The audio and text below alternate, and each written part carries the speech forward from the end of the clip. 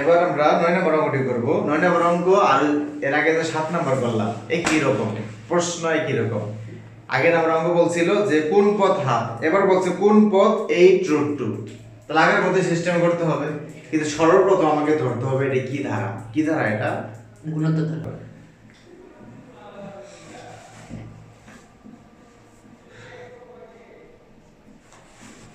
ধারাটি গুণোত্তর।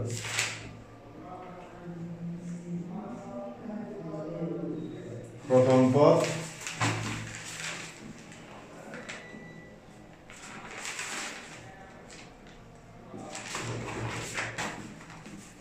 √2 সাধারণ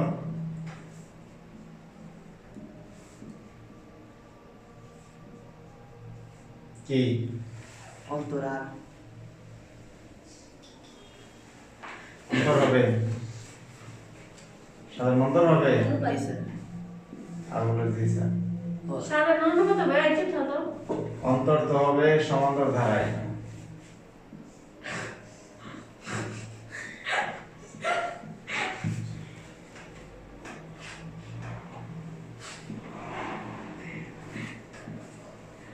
এটা ক্যালকুলেশন করো, এটা আসে নাকি?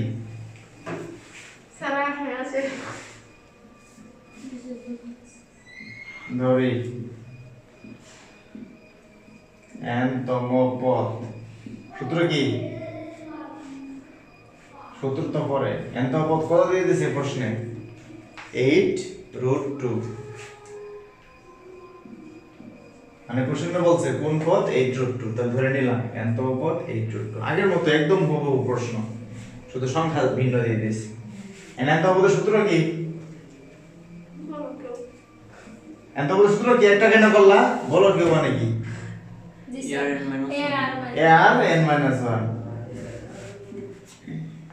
সমান 8√2।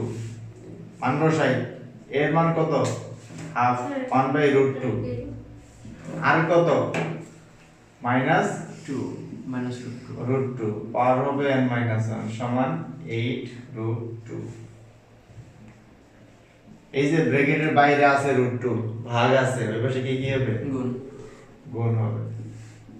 -√2 পাওয়ার n - 1, তাহলে 8√2 গুণ √2। তাহলে এই 1টা গেল কোথায়? এই 1 কোথায় গেল? √2 তো ভাবলাম এখানে ভাগ ছিল, ওই পাশে গিয়ে গুণ হলো। 1 কোথায় গেছে?